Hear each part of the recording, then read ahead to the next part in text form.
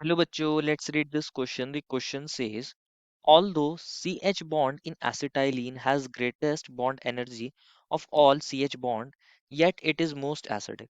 बच्चों इस क्वेश्चन में एक स्टेटमेंट मिली है और हमें बताना है कि क्या ये स्टेटमेंट ट्रू है या फिर फॉल्स है कि जो CH बॉन्ड होता है एसिटाइलिन के अंदर उसकी जो बॉन्ड एनर्जी होती है वो बहुत ज़्यादा होती है जितने भी CH बॉन्ड होते हैं, लेकिन वो फिर भी बहुत एसिडिक होता है। ऐसा क्यों?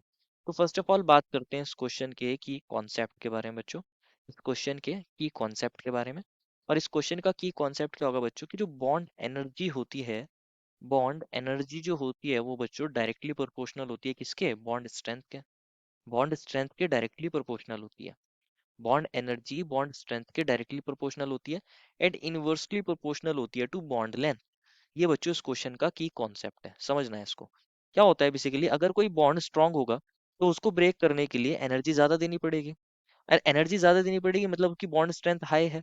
या फिर बोल सकते हैं अगर बॉन्ड लॉन्ग होगा तो उसको ब्रेक करने के लिए एनर्जी कम देनी पड़ेगी, मतलब वो बॉन्ड वीक होगा और उसकी बॉन्ड एनर्जी कम होगी।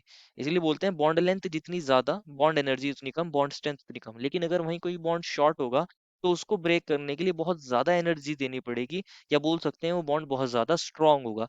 तो यही बच्चों हम इसमें यूज करने वाले हैं। बॉन्ड एनर्जी क्या है बेसिकली, कितनी एनर्जी देनी पड़ेगी किसी बॉन्ड को ब्रेक करने के लिए, वही तो बॉन्ड एनर्जी है।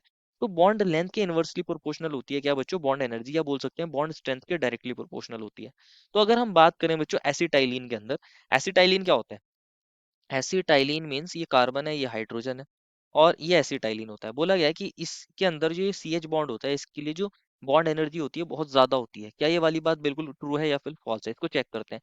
तो इसको बच्चों कंपेयर कर लेते हैं, किससे कंपेयर कर लेते हैं? इसके बच्चों इसको हम कंपेयर कर लेते हैं, हमारे पास ये दो कार्बन का एल्काइन है, इसको दो कार्बन के एल्कीन और एल्केन से कंपेयर कर लेते हैं। दैट मीन्स इसको इथीन और इथेन से कंपेयर कर लेते हैं। तो ये एसिटाइलिन है बच्चों, C triple bond C H. और क्या है बच्चों हमारे पास, इसको कंपेयर कर लेते हैं, सी डबल बॉन्ड सी, ये सी एच टू है बेसिकली, और ये भी सी एच टू है, ये इथीन हो गया। और एक हमने ले लिया, मान लीजिए ये एल्केन ले लिया, सी एच एच एच, और यहाँ पर ये एच एच एच। एक इथीन ले लिया है बच्चों, एक इथेन एक इथीन एक इथाइन। ये कौन है बच्चों? ये इथेन है, ये इथीन है, और एक इथाइन ले लिया है बच्चों, इथाइन, या फिर बोल सकते हैं एसिटाइलिन ले लिया है। एसिटाइलिन, इसको एसिटाइलिन बोलते हैं, एसिटाइलिन इसका कॉमन नेम है। तो इनको देखते हैं। अब अगर इनके अंदर हम चेक करें कार्बन हाइड्रोजन की बॉन्ड स्ट्रेंथ को या बॉन्ड लेंथ को, बॉन्ड लेंथ को कंपेयर करेंगे, कैसे कंपेयर करेंगे? तो देखते हैं होता क्या है बच्चों। अगर हम कार्बन हाइड्रोजन की अंदर देखें, यहाँ जो ये कार्बन होता है बेसिकली ये sp हाइब्रिडाइज होता है, क्योंकि इसके पास दो तो सिग्मा बॉन्ड है और दो पाई बॉन्ड है।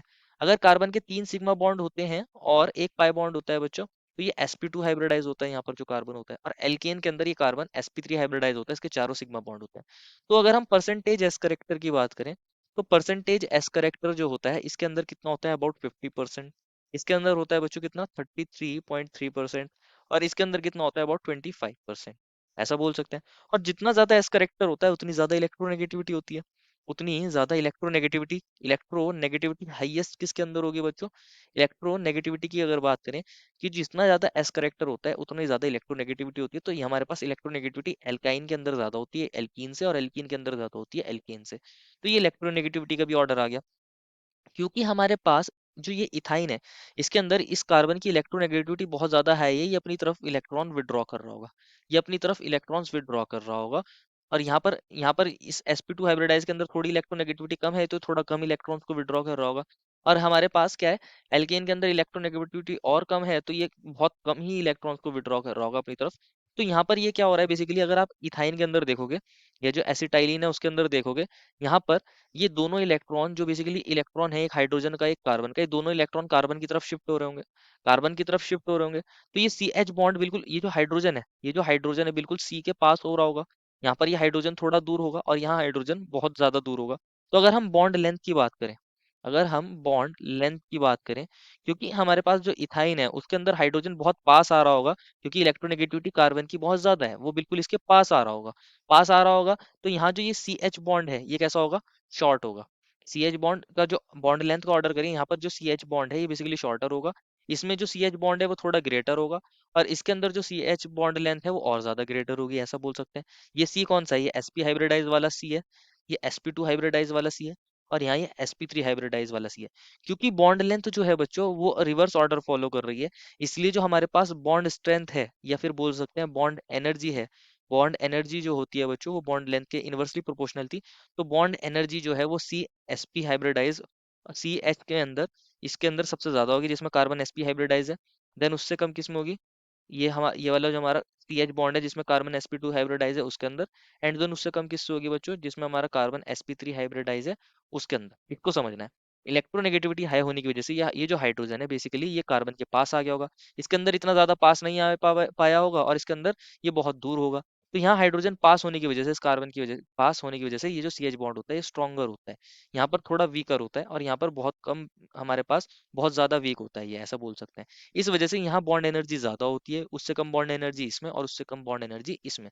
तो ये वाली बात तो सच है बच्चों कि जितने भी सी एच बॉन्ड है उनमें जो इथाइन है उसके अंदर जो सी एच बॉन्ड होता है वो स्ट्रॉन्गर होता है, उसकी बॉन्ड एनर्जी बहुत हाई होती है। ये वाली बात बिल्कुल सही है, ये वाली बात यहाँ तक तो ट्रू है, यहाँ तक तो ट्रू है।